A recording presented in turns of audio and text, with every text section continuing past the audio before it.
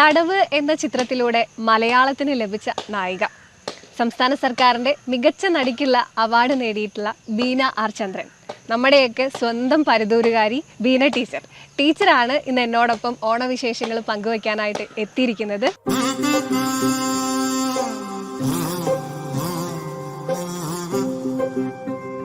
ഇത് അവാർഡ് കിട്ടിയപ്പോൾ ഇത് അന്വേഷിക്കുകയാണ്, തടവ് എന്നുള്ള സിനിമ കാണാൻ എന്താണ് വഴി.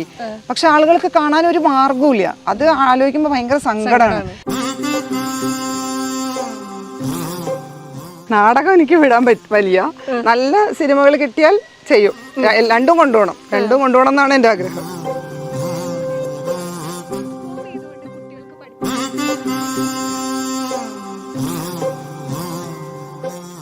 നമസ്കാരം ടീച്ചർ. നമസ്കാരം. ആദ്യമേ തന്നെ ഹാപ്പി ഓണം. ഹാപ്പി ഓണം. ടീച്ചർക്ക് ഈ ഓണം എന്ന് പറയുന്നത് ഏറ്റവും സ്പെഷ്യൽ അല്ലേ? തീർച്ചയായിട്ടും. എങ്ങനെയാണ് ഓണാഘോഷമൊക്കെ ഇത്തവണത്തെ? ഇപ്പൊ പ്ലാൻ ചെയ്യാൻ തുടങ്ങിയിട്ടില്ല, കാരണം ഒരുപാട് തിരക്കാണ്. അവാർഡിന്റെ തിരക്കിൽ ഇങ്ങനെ പെട്ട് ഓടി നടക്കാണ്. അപ്പൊ മെല്ലെ മെല്ലെ പ്ലാൻ ചെയ്യണം. എന്തായാലും ഞങ്ങളെല്ലാവരും കൂടലാണ്. ഓണം എന്ന് പറയുമ്പോൾ ഞങ്ങളുടെ ഒരു കൂടിയിരിപ്പന്നെ എല്ലാവരും കൂടെ പാട്ടും കളിയും തബലയൊക്കെ വെച്ച് മക്കളൊക്കെ തബലയും ഫ്ലൂട്ടൊക്കെ വായിക്കും. അങ്ങനെ കുറെ പാട്ടുകാരും കേട്ട് കുറേ നേരം പാട്ട് പാടിയിട്ടും നല്ല രസമാണ്. ഭയങ്കര ഹാപ്പി ഓണമാണ്. ഹാപ്പി ഓണം ഈ പ്രാവശ്യം. അപ്പൊ ടീച്ചറെ, ശരിക്കും ടീച്ചറുടെ ജീവൻ എന്ന് പറയുന്നത് നാടകമാണ്. തീർച്ചയായിട്ടും. അപ്പോൾ അതിൽ നിന്നൊക്കെ പെട്ടെന്നൊരു മാറ്റം ഉണ്ടാക്കിയത് നമ്മുടെ ഈ തടവ് എന്ന് പറയുന്ന ചിത്രം തന്നെയാണ്. അതെ അതെ. അപ്പോൾ ഒരു ആർട്ടിസ്റ്റ് എന്നുള്ള നിലയിൽ ഈ അവാർഡിനെ എങ്ങനെയാണ് കാണുന്നത്? ഞാൻ ഒരിക്കലും അംഗീകാരങ്ങൾ ആഗ്രഹിച്ചും കൊണ്ടൊന്നും ചെയ്യാറില്ല. ഇപ്പോൾ നാടകമായാലും അത് ചെയ്യുമ്പോൾ ആസ്വദിക്കുക. അതിൻ്റെ റിഹേഴ്സൽ പ്രോസസ്സ് വളരെ നല്ല രസമാണ്. അത് ഞാൻ ഒരുപാട് എൻജോയ് ചെയ്യാറുണ്ട്. പിന്നെ നമ്മൾ പെർഫോം ചെയ്ത് കഴിഞ്ഞിട്ടുണ്ടെങ്കിൽ ആളുകളുടെ പ്രതികരണം അതൊക്കെ കേൾക്കുമ്പോഴാണ് ആ നിമിഷം തന്നെ ഞാൻ ഓരോ അവാർഡും സ്വീകരിക്കുന്ന പോലെയാണ് ഞാൻ അതിനെ കാണുന്നത്. അപ്പോൾ വേറൊരു അവാർഡ് എന്നുള്ള രീതിയിലേക്കൊന്നും ഞാൻ ചിന്തിക്കാറില്ല. ചെയ്യാൻ കഴിയണത് ഇങ്ങനെ ആസ്വദിച്ച് ചെയ്യുക, കുട്ടികളെയും അതിൽ കല ഇഷ്ടപ്പെടുന്നവരെയും ആസ്വദിപ്പിക്കുക. അതാണ് എൻ്റെ ഒരു അപ്പോൾ ടീച്ചറെ, ശരിക്ക് ഉർവശിക്ക് ഉള്ളൊഴുക്ക് എന്നൊരു ചിത്രത്തിനാണ് ഉർവശി ചേച്ചിക്ക് അവാർഡ് കിട്ടിയത്. അപ്പം അവർക്കൊപ്പം അവാർഡ് പങ്കിടാൻ കഴിഞ്ഞു. ശരിക്കും പറഞ്ഞാൽ അതല്ലേ ഏറ്റവും വലിയൊരു അവാർഡ്? തീർച്ചയായിട്ടും, ഒരു സംശയമില്ല.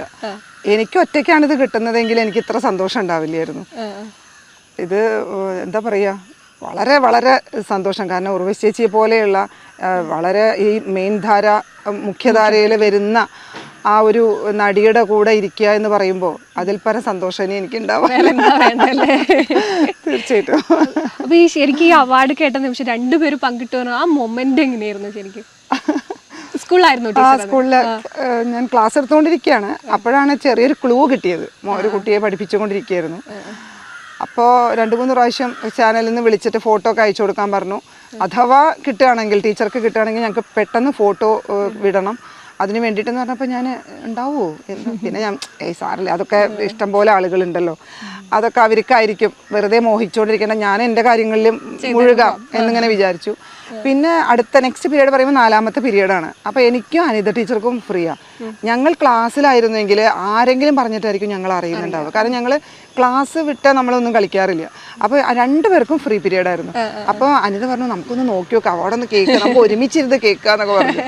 അപ്പോൾ ചെറിയൊരു ക്ലൂ ഇതുണ്ട്. അപ്പോൾ ഞാൻ അനിതയോട് പറഞ്ഞു, ഇങ്ങനെ ചാനൽ വിളിച്ചിട്ടുണ്ടെന്ന് ഫോട്ടോ അയച്ചു കൊടുക്കാൻ പറഞ്ഞിട്ട് എന്താന്ന്, അപ്പോൾ എന്തായാലും ഉണ്ടാവും എന്നൊക്കെ പറഞ്ഞിട്ട് അനിത പറയാൻ തുടങ്ങി.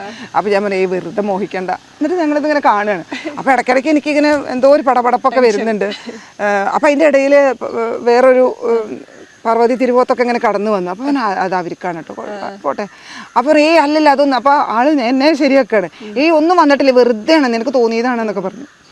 പിന്നെയാണ് ഇത് പ്രഖ്യാപനം ഉണ്ടായത്. അപ്പോഴേക്കും 2 പേരും കൂടെ ശരിക്കും ആരും പ്രതീക്ഷിച്ചില്ല. ശരിക്കും മത്സരരംഗത്ത് പാർവതി, തീർച്ചയായിട്ടും ഞാനൊന്നും ഇല്ല. പിന്നെ ഇത് വന്നപ്പോഴാണ്, ആരാണ് ഈ ബീന ടീച്ചർ, ഏതാണ് ഈ തടവ് സിനിമ, ഞങ്ങളാരും കാണാത്ത ഒരു സിനിമയ്ക്ക് മികച്ച നടിക്കുള്ള അവാർഡ് കൊടുത്തു.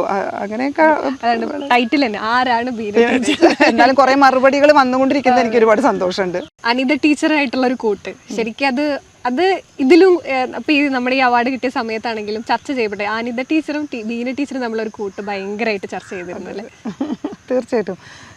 എനിക്ക് എൻ്റെ ജീവിതത്തിൽ കിട്ടിയ വലിയൊരു ഭാഗ്യമാണ്. അപ്പം ഞാനെപ്പോഴും കുട്ടികളോടും പറയാറുണ്ട്, നല്ല ഫ്രണ്ട്ഷിപ്പ് ഉണ്ടാക്കുക. അപ്പോൾ നമുക്ക് നമ്മുടെ ജീവിതം തന്നെ വളരെ വർണ്ണാഭാവം, എപ്പോഴും നമ്മൾ സന്തോഷിക്കാൻ പറ്റും. അപ്പോൾ ഞാൻ എൻ്റെ കുട്ടികളോടും പറയുന്നൊരു മെസ്സേജാണ്, friendship divides our sorrows and doubles our happiness. അപ്പോൾ എൻ്റെ ജീവിതത്തിലെ വലിയൊരു ഭാഗ്യമാണ് അനിത ടീച്ചർ. തീർച്ചയായിട്ടും സൗഹൃദങ്ങൾ ഉണ്ടാവുക എന്ന് പറയുന്നത് തന്നെ വലിയ ഭാഗ്യം തന്നെയാണ്. അപ്പോൾ ടീച്ചറോട് വേറൊരു കാര്യം ചോദിക്കാനുള്ളത്, ഈ മലയാളികൾക്ക് പൊതുവെ ബീന എന്ന് പറയുമ്പോൾ എന്താണ് ഒരു അവാർഡ് കിട്ടിയ ഒരു നടി. പക്ഷേ ഞാനെന്ന വ്യക്തിയെ ടീച്ചർ എങ്ങനെയാണ് കാണുന്നത്? എന്നെ എന്ന് പറയുമ്പോൾ എനിക്ക് കിട്ടിയ കല, അതിന് എനിക്ക് ജന്മസിദ്ധമായിട്ട് എൻ്റെ ഉള്ളിലുള്ള കലയെ വളർത്തിയെടുക്കാനുള്ള ഒരു നാട്ടിലാണല്ലോ ഞാൻ പിറന്നു വീണത് എന്നുള്ളൊരു സന്തോഷം. അപ്പോൾ എനിക്ക് വളരാനുള്ള എൻ്റെ കലയ്ക്കുള്ള വെള്ളവും വളവും എല്ലാം ഈ നാട് തന്നുകൊണ്ടിരുന്നത്. ഒരുപാട് കലാകാരന്മാരുടെ നാടാണിത്. നമ്മുടെ MTA പോലെയുള്ള അക്കിത്തത്തിൻ്റെ പോലെയുള്ള ഒരുപാട് ആളുകൾ, ഞങ്ങളുടെ നാടകത്തിനാണെങ്കിൽ നമ്മുടെ പാണിമാഷ്, ഗീത ടീച്ചർ, ഗംഗാധരൻ സാറ്, ഇവിടെ അങ്ങനെ ഒരു നല്ല കലയുടെ ഒരു കളിവീടാണ് പരുതൂർ ഗ്രാമം എന്ന് പറയുന്നത്. അപ്പോൾ ഒരുപാട് സഹായിച്ചിട്ടുണ്ട്. പിന്നെ മാത്രമല്ല ചെറുപ്പത്തിൽ തന്നെ അമ്മ, നിൻ്റെ കലയെ നീ എൻ്റെ സ്വന്തം എന്ന് പറഞ്ഞ് വെക്കരുത് എന്ന് പറയാറുണ്ട് അമ്മ എപ്പോഴും. നാട്ടിലേക്ക് ഇങ്ങോട്ട് പറത്തി വിടുകയാണ്, നീ പോയി ചെയ്യുക, എല്ലാവർക്കും പഠിപ്പിച്ചു കൊടുക്കുക. അങ്ങനെ കുട്ടിക്കാലത്തേ ഞാനിങ്ങനെ സെറ്റ് ചെയ്യുമായിരുന്നു. അപ്പോൾ പ്രോഗ്രാംസൊക്കെ സെറ്റ് ചെയ്യുമായിരുന്നു. ഞങ്ങൾക്ക് ഈ വാർഡ് മത്സരം ഉണ്ടായിരുന്നു ഞങ്ങളുടെ പഞ്ചായത്തിലെ വാർഡുകൾ തമ്മിൽ. അപ്പോൾ അതിനൊക്കെ നമ്മൾ കുട്ടികളെ തയ്യാറാക്കുക. അപ്പോൾ അന്നേ തുടങ്ങിയതാണ് അവരുമായി കൂട്ടുകൂടി പരിപാടി അവതരിപ്പിക്കുന്ന സന്തോഷിക്കുക. അപ്പോൾ അതാണ് ഇപ്പോൾ നാട്ടുകാരിലൊക്കെ. അന്ന് കുട്ടികളായിരുന്നവരൊക്കെ ഇപ്പോൾ അമ്മമാരായി, അവരുടെ മക്കൾ നമ്മുടെ സ്കൂളിലേക്ക് കുട്ടികളെ വിടുന്നു. അപ്പോൾ ഞങ്ങളുടെ കളിക്കൂട്ടുകാരിയായിരുന്ന ബീനയുടെ അടുത്തേക്കാണ് ഞങ്ങളുടെ കുട്ടിയെ വിടുന്നത്. ഞങ്ങളെയും ഈ കലാരംഗത്തൊക്കെ ഒരുപാട് സന്തോഷിപ്പിച്ച വ്യക്തിയാണ് ബീന. അപ്പോൾ ഞങ്ങളുടെ കുട്ടികളെയും അവൾ അങ്ങനെ ആക്കും എന്നുള്ളൊരു വിശ്വാസം എൻ്റെ കൂട്ടുകാർക്കും ഉണ്ട്. അപ്പോൾ അങ്ങനെയൊക്കെ എന്തൊക്കെയോ എന്നിലെ നന്മകൾ ആളുകൾ അറിയണു. അവരുടെ പ്രാർത്ഥന, അവരെന്നെക്കുറിച്ച് വിചാരിക്കുന്ന ആ ഒരു നന്മ ഉണ്ടല്ലോ, ആ നന്മയുടെ പ്രതിഫലമാണ് ഈ ഒരു അംഗവാർഡായിട്ട് ഞാൻ കരുതുന്നത്. അല്ലാതെ എൻ്റെ ഒറ്റയ്ക്കായിട്ടുള്ള ഒന്നുമല്ല. അല്ല, ശരിക്കും ഈ തടവ് എന്ന് പറയുന്ന ചിത്രം പറയുന്നത് 2 തവണ വിവാഹമോചിതയായിട്ടുള്ള ഒരു സ്ത്രീ ഒരുപാട് ജീവിത പശ്ചാത്തലങ്ങളിലൂടെയാണ് ഇങ്ങനെ മുന്നോട്ട് പോകുന്നത്. അപ്പം അതൊരു കേന്ദ്ര കഥാപാത്രം അത്ര ധൈര്യപൂർവ്വം തരിക. അപ്പം എങ്ങനെയാണ്, എന്തെങ്കിലും വെല്ലുവിളി ഉണ്ടായിരുന്നോ ആ ഒരു കഥാപാത്രത്തെ ഏറ്റെടുക്കുമ്പോൾ? വെല്ലുവിളി ഉണ്ടായിരുന്നു, നല്ല വെല്ലുവിളിയായിരുന്നു. കാരണം ഫാസിൽ റസാഖിൻ്റെ ആദ്യത്തെ സിനിമ, ഞാൻ ഇത്രത്തോളം സിനിമ പാഷനായിട്ട് കൊണ്ടു നടക്കുന്ന ഒരു ചെറുപ്പക്കാരനെ, എനിക്ക് ഒരുപാട് സിനിമാ ലോകത്തൊന്നും പരിചയമില്ലെങ്കിൽ പോലും ഞാൻ ചെയ്ത വർക്കുകളിൽ വെച്ചിട്ട് ഇത്രത്തോളം പാഷനായിട്ട് സിനിമ കൊണ്ടു നടക്കുന്ന ഒരു ചെറുപ്പക്കാരനെ കണ്ടിട്ട് ഒരാളെ ഞാൻ കണ്ടിട്ടില്ല. അപ്പോൾ ആളുടെ ഫസ്റ്റ് ഫിലിം, അതിലെ കേന്ദ്ര കഥാപാത്രം, അതും ഇമോഷണലി എല്ലാ ഇമോഷൻസും അത്രയും ഡീപ്പായിട്ട് വരണം. അപ്പോൾ ഇതെങ്ങനെ ഞാൻ വിജയിപ്പിക്കും, എനിക്ക് പറ്റുമോ എന്നുള്ള ഒരു വല്ലാത്തൊരു സംശയം ഉണ്ടായിരുന്നു. അപ്പോൾ ഫാസിൽ എന്നെ കണ്ടിട്ടാണ് അത് ചെയ്തതെന്ന് പറഞ്ഞു. അപ്പോൾ ഫാസിലിൻ്റെ ഒരു വിശ്വാസം ഉണ്ടല്ലോ. പിന്നെ എനിക്ക് അഭിനയം ഇഷ്ടമാണ്, ഞാൻ അതിനെക്കുറിച്ച് ചിന്തിക്കും. അങ്ങനെ ഒരു ക്യാരക്ടർ കിട്ടിക്കഴിഞ്ഞാൽ ഞാൻ അതിനെ ഭംഗിയാക്കാൻ വേണ്ടി ചിന്തിച്ചും കൊണ്ടിരിക്കും. അപ്പോൾ ഞാൻ എന്നെ വിശ്വസിപ്പിക്കാൻ തുടങ്ങി, എനിക്ക് കഴിയും. പിന്നെ അനിത ടീച്ചറും എല്ലാവരും നിനക്ക് പറ്റും, നിന്നെ തേടി എത്തിയതാണിത്, ഇന്നേ വരെ ചെയ്തതിൽ വെച്ചിട്ട് നിനക്കായി വന്ന ഒരു ക്യാരക്ടറാണ്, അത് സന്തോഷപൂർവ്വം സ്വീകരിക്കുക, അതിനു വേണ്ടി പ്രയത്നിക്കുക, നിനക്ക് വിജയം ഉറപ്പെന്ന് അനിത എപ്പോഴും പറയാറുണ്ടായിരുന്നു. പിന്നെ ഫാസിൽ വളരെ എന്താ പറയുക, അത്രയും സപ്പോർട്ട് തന്നിട്ടാണ് ഇത് ഇങ്ങനെ വിജയിച്ചത്. ആ ഡയറക്ടറെ കുറിച്ച് പറയുമ്പം നമ്മുടെ കലാകാരൻ്റെ ഉള്ളിൽ നിന്ന് പോലും എന്താണോ അതിന്റെ മാക്സിമം പുറത്തേക്ക് തരിക, ആ ഒരു രീതിക്ക് ഫോം ചെയ്തിട്ടാണ്. അതെ തീർച്ചയായിട്ടും. കാരണം നമ്മൾ എന്നെ കാസ്റ്റിംഗ് ഡയറക്ടറായിട്ട് തീരുമാനിച്ചപ്പോൾ എനിക്കൊരു വിഷമമുണ്ടായിരുന്നു. നമ്മുടെ നാട്ടിലെ ഇഷ്ടം പോലെ കലാകാരന്മാർ. പിന്നെ അത് ഫസ്റ്റ് കട്ട് കഴിഞ്ഞപ്പോൾ തന്നെ, ഫസ്റ്റ് ഔട്ട് വന്ന് എന്നോട് കാണാൻ പറഞ്ഞപ്പോൾ ഞാൻ ഏറ്റവും കൂടുതൽ സന്തോഷിച്ചത് എന്താ വെച്ചാൽ, അതിൽ ചെയ്ത ഒരു അംഗനവാടി കുട്ടിയടക്കം എത്ര മനോഹരമായിട്ട് പെർഫോം ചെയ്തു. അപ്പോൾ എൻ്റെ സിനിമയിൽ ഞാൻ കാസ്റ്റ് ചെയ്ത് എല്ലാവരും അസലായിട്ട് അഭിനയിച്ചു. അതായിരുന്നു എൻ്റെ ആദ്യത്തെ ഒരു വല്ലാത്തൊരു സന്തോഷം. അല്ലാതെ ഞാൻ മാത്രം നന്നായാൽ നമ്മുടെ cinema നന്നാവില്ലല്ലോ.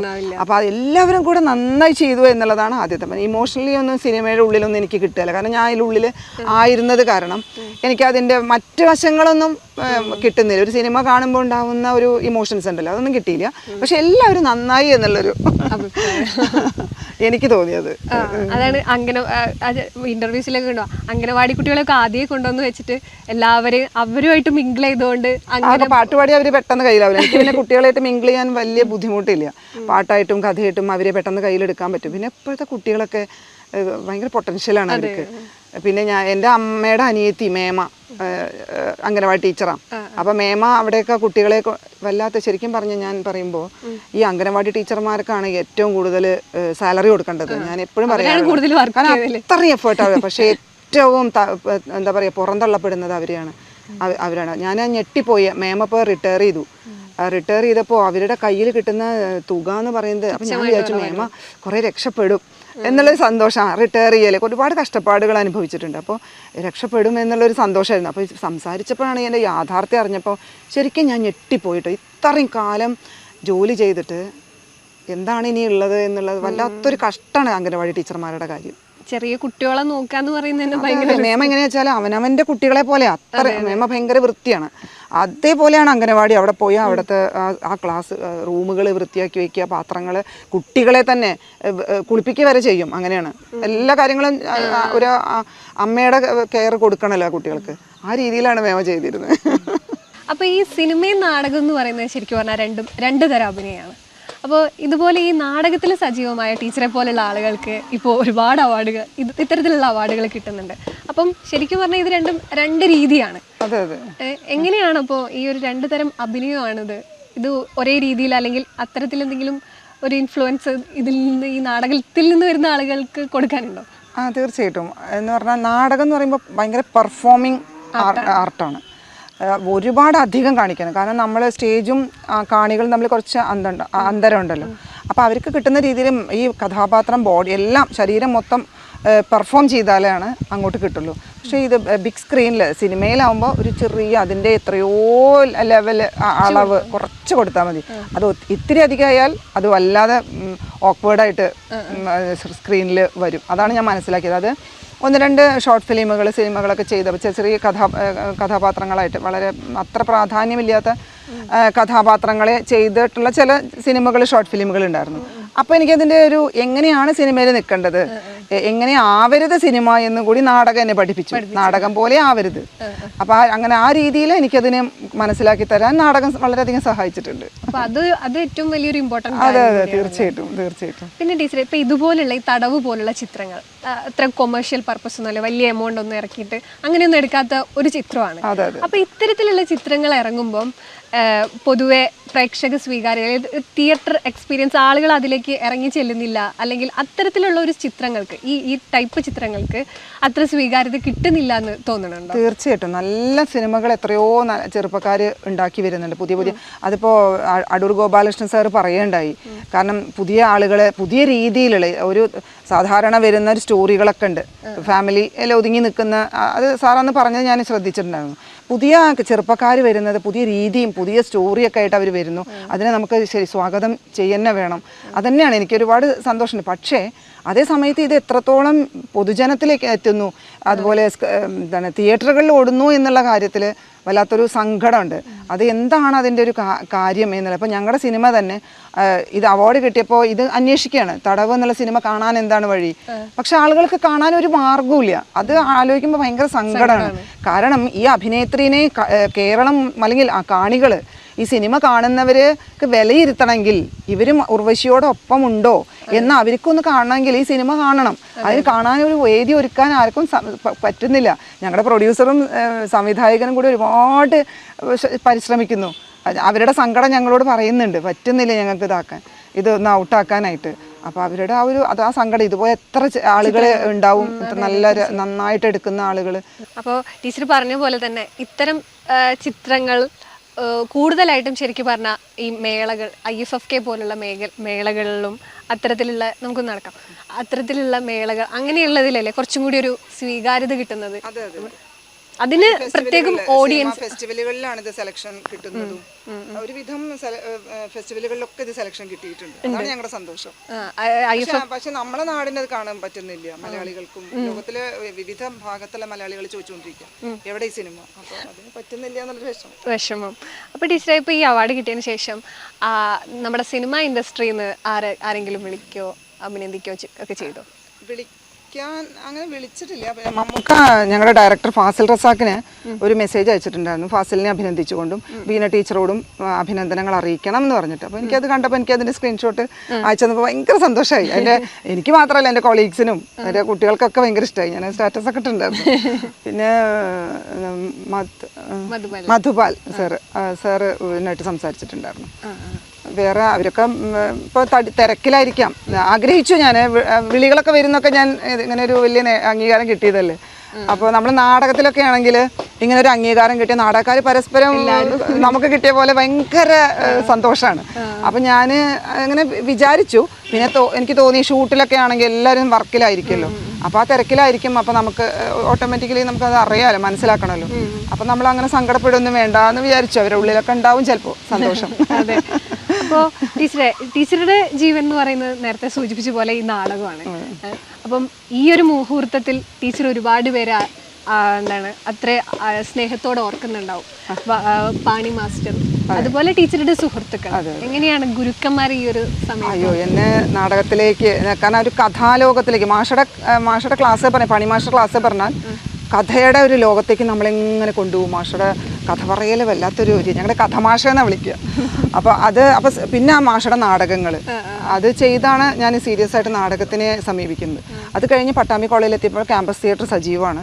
Gangadharan sir, Geetha teacher, Sara Joseph teacher, എഴുത്തുകാരി, അങ്ങനെ ചിത്ര ടീച്ചർ, ചെറുകാടിൻ്റെ മകള്, അങ്ങനെ അത് കഴിഞ്ഞ് പിന്നെ ഞാൻ അമേച്ചർ രംഗത്തേക്ക് എത്തുമ്പോൾ കലാപാഠശാലയിലാണ് ഞാൻ. അതിൻ്റെ വഴിത്തിരിവായി മാറിയത് എൻ്റെ പാണിമാഷയുടെ ഭാര്യ ലീല ടീച്ചറാണ്. ടീച്ചറിലൂടെയാണ് ഞാൻ അറങ്ങോട്ടുകരയ്ക്ക് എത്തുന്നത്. അവരെയൊക്കെ എനിക്ക് അറിയാം കോളേജ് കാലത്ത്. അങ്ങനെ അവിടെ സജീവമായി. പിന്നെ ഞങ്ങൾ ഒരുപാട് നാടകങ്ങൾ അവർ ഡയറക്റ്റ് ചെയ്യുന്ന അവരെഴുതി ഡയറക്റ്റ് ചെയ്യുന്ന നാടകങ്ങൾ കുറേ കളിച്ചു. പിന്നെ അസീസ് പെരിങ്ങോട് ഈ സംഘത്തിലെ കലാപാഠശാലയിലെ തന്നെ ഡയറക്ടറാണ്. ആളുടെ തളപ്പ്, അതുപോലെ തളപ്പ് ഒരു 10-75ഓളം സ്റ്റേജ് കളിച്ചിട്ടുണ്ടാവും. പിന്നെ അതുപോലെ കുരുത്താലിയാണ് ഇപ്പോൾ ഞങ്ങൾ സംഘമായിട്ട് 10-25 ആൾ കൂടുന്ന സംഘം കളിച്ച് നടക്കുന്നുണ്ട്. ഒരുപാട് ആളുകളുണ്ട് നാടകത്തിൽ എന്നെ പ്രോത്സാഹിപ്പിച്ച. ശശിയേട്ടൻ, MG ശശിയേട്ടൻ, സാറാ ജോസഫിൻ്റെ മരുമകൻ ശശിയേട്ടൻ, ഗീത ചേച്ചി, ശൈലേച്ചി, അങ്ങനെ ഒരുപാട് ആളുകൾ.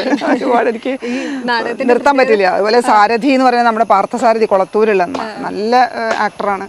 അതുപോലെ രജിത നരിപ്പറ്റ രാജുമാഷ്ടം എന്താണ് മരുമകളാണ്. രജിത പ്രശാന്ത്, അവരൊക്കെ ആയിട്ട് നാടകം കളിക്കാൻ പറഞ്ഞാൽ നല്ല രസമാണ്. ഞാനും രജിതയും കൂടെയൊക്കെ നാടകം കളിക്കുമ്പോൾ ഭയങ്കര വല്ലാത്തൊരു ബന്ധമാണ് ഞങ്ങൾ കളിക്കുന്ന സമയത്ത്. ശരിക്കും അവരൊക്കെ പറ്റി പറയുമ്പോൾ ടീച്ചറിന്റെ മുഖത്ത് ഇനി പറയണ ഓരോ ഭാവങ്ങൾ, അത്രയും സ്നേഹമാണ് ഞങ്ങൾ തമ്മിൽ, വല്ലാത്തൊരു സ്നേഹം. അപ്പം ഞാൻ എന്താ വെച്ചാൽ ഈ ഇത്രയും കാലം നാടകം കളിച്ചിട്ട് കിട്ടാത്തൊരു അംഗീകാരമാണ്. നാടകക്കാരുടെ ഇടയിലുണ്ട് ഞാൻ ബീന എന്ത് എന്നുള്ളത് അറിയാം, പക്ഷെ അതിൻ്റെ അപ്പുറത്തേക്കൊന്നും അറിയുന്നില്ല. അപ്പം ഈ സിനിമ ഓരോ ഫെസ്റ്റിവലിലൊക്കെ സെലക്ഷൻ കിട്ടിയപ്പോഴാണ് എന്താണ് ഇതിന് വലിയ അംഗീകാരം, ബീന എന്നുള്ള ആളെ അറിയാൻ തുടങ്ങിയത്, ഈ സിനിമേനെയൊക്കെ അറിയാൻ തുടങ്ങിയത്.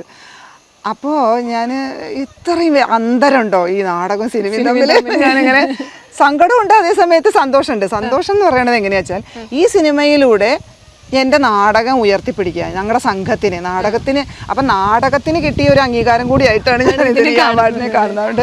എൻ്റെ സിനിമയിലൂടെ ആ നാടകം കൂടി ഉയർന്നു വന്നു. ഞാനിപ്പോൾ കുറേ വേദികളിൽ എൻ്റെ ഒറ്റനാവൽമരം എന്ന് പറയുന്ന ഏകപാത്ര നാടകം കളിച്ച് നടക്കണം. അപ്പോഴും എന്നെ സിനിമയുടെ പേരിലാണ് എന്നെ വിളിക്കുന്നതെങ്കിലും ഞാൻ കളിക്കുന്നത് നാടകമാണ്. അതാണ് അതിൻ്റെ ഒരു എന്തെങ്കിലും ടീച്ചർക്ക് ഇഷ്ടപ്പെട്ട എന്തെങ്കിലും ഒരു സീനോ അല്ലെങ്കിൽ എന്തെങ്കിലും ഒന്ന് നമ്മുടെ പ്രേക്ഷകർക്ക് വേണ്ടിയിട്ടൊന്ന് അഭിനയിച്ച് കാണിച്ചു തരും. വരി ആർക്കും വെക്കാം, എപ്പോഴും വെക്കാം. 1 വെച്ചാൽ 2, 2 വെച്ചാൽ 3, 3 വെച്ചാൽ 4, 4 വെച്ചാൽ 8, 8 വെച്ചാൽ 16 കിട്ടും. വരി പോക്കരോപ്പനാണ്. വരി 1 വെച്ചാൽ 2, 2 വെച്ചാൽ 4, 4 വെച്ചാൽ 8, 8 വെച്ചാൽ 16 കിട്ടും. പോക്കരോപ്പനാണ്. വരി. ആ മുത്തപ്പ അജ്ജ് വന്നാ? ആമാ നമ്മൾ വന്ന് കായക്കണ്ണി നമ്മൾ എടുത്ത് വെക്കട്ടെ. എന്നാല്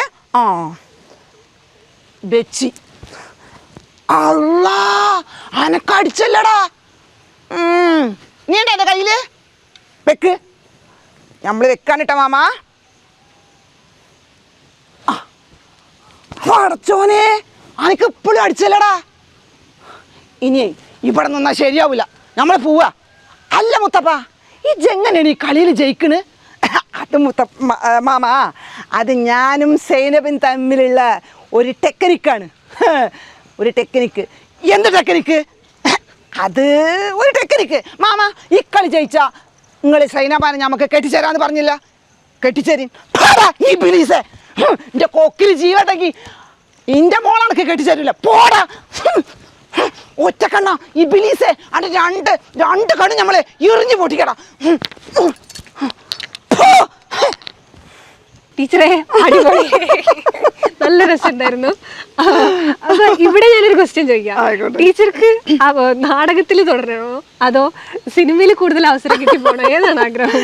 നാടകം എനിക്ക് വിടാൻ വലിയ നല്ല സിനിമകൾ കിട്ടിയാൽ ചെയ്യും. രണ്ടും കൊണ്ടുപോകണം എന്നാണ് എൻ്റെ ആഗ്രഹം. ടീച്ചർ ഇതുപോലെ എന്താണ് പെർഫോം ചെയ്തുകൊണ്ട് കുട്ടികൾക്ക് പഠിപ്പിച്ചു കൊടുക്കുന്നുണ്ട് അല്ലെ? എല്ലാ കാര്യങ്ങളും ഒക്കെ ഇങ്ങനെ പെർഫോം ചെയ്തുകൊണ്ട് കുട്ടികൾക്ക് അത് പെട്ടെന്ന് മനസ്സിലാവും. അപ്പൊ ഇന്നത്തെ കാലത്ത് ഈ കുട്ടികള് എങ്ങനെയാണ് കലയെ കാണുന്നത്? അവരിൽ എങ്ങനെയാണ് ഈ ഒരു കല എന്ന് പറയുന്നത് മൂല്യം ടീച്ചർ എങ്ങനെ കാണുന്നത്? തീർച്ചയായിട്ടും അവർക്ക് എന്ത് ഇഷ്ടം അറിയോ? സ്റ്റേജിൽ കയറുക പറഞ്ഞാൽ അവർ ആ ദിവസത്തിന് വേണ്ടി കാത്തിരിക്കും. നമ്മൾ കൊടുക്കുന്നത് ഇംഗ്ലീഷ് വായിക്കാൻ അറിയാത്തവനും കൂടി അത് പെർഫോം ചെയ്യാനുള്ളതാണല്ലോ എന്ന് വെച്ചാൽ അവനത് പഠിച്ചു വരും. അങ്ങനെ അവൻ അതിലൂടെ ഒരു റീഡിങ് നടക്കുകയാണ്, അത് ആ ഡയലോഗ് എഴുതിയെടുക്കാനുള്ള ഒരു റൈറ്റിംഗ് നടക്കുകയാണ്, അവൻ ആ എങ്ങനെ ചെയ്യണം എന്ന് ഇമാജിനേഷൻ നടക്കുകയാണ്, പെർഫോം ചെയ്യാണ്. അങ്ങനെ ഒരുപാട് ഘട്ടങ്ങളിലൂടെയാണ് നമ്മുടെ ഈ പാഠഭാഗത്തിന് നമ്മൾ നാടകീകരിക്കുമ്പോൾ സംഭവിച്ചുകൊണ്ടിരിക്കുന്നത്. ശരിക്കും അതൊരു നല്ല കാര്യം തന്നെയാണ്. കുട്ടികൾക്ക് പെട്ടെന്ന് എല്ലാ കാര്യങ്ങളും മനസ്സിലാക്കാൻ പെർഫോം ചെയ്ത് ചെയ്യണം. അവര് ഒരു കളിയിലൂടെ പഠിക്കുന്ന പോലെ.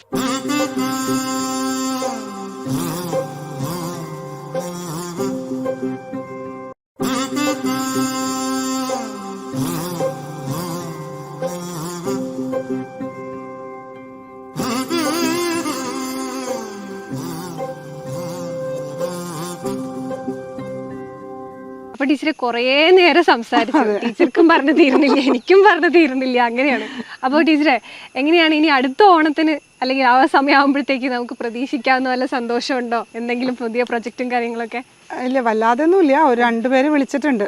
അപ്പം അതിൻ്റെ സ്റ്റോറി കേൾക്കണം, അതിൻ്റെ ബാക്കി കാര്യങ്ങളിലേക്കൊക്കെ പോകണം. ഒന്നും ആയിട്ടില്ല. അപ്പോൾ ടീച്ചറെ എങ്ങനെയാണ് ഫാമിലിയുടെ സപ്പോർട്ടൊക്കെ? നല്ല സപ്പോർട്ടാണ്. എൻ്റെ അച്ഛനും അമ്മയും എൻ്റെ അനിയത്തി മക്കൾ എല്ലാവരും നല്ല സപ്പോർട്ട്. പിന്നെ കല്യാണം കഴിഞ്ഞപ്പോൾ എനിക്കൊരു വേറെ വീട്ടിലേക്ക് പോയ പോലെ ഒന്നും ഫീൽ ചെയ്തിട്ടില്ല. അവരും നല്ല സപ്പോർട്ടാണ്. ഹസ്ബൻഡ്, അമ്മ, പെങ്ങന്മാർ, മക്കൾ എല്ലാവരും നല്ല സപ്പോർട്ട്. എൻ്റെ സുഹൃത്തുക്കൾ എല്ലാവരും. അപ്പോൾ ഒരുപാട് സന്തോഷം ടീച്ചറെ. അപ്പോൾ ഒരു പാട്ട് ഞങ്ങൾക്ക് ഞങ്ങളുടെ NCV പ്രേക്ഷകർക്ക് വേണ്ടിയിട്ട് ഒരു പാട്ട് കൂടെ പാടിത്തരും. ഞാൻ വലിയ പാട്ടുകാരിയൊന്നുമല്ല, കുറവോടുകൂടി ആസ്വദിക്കുക.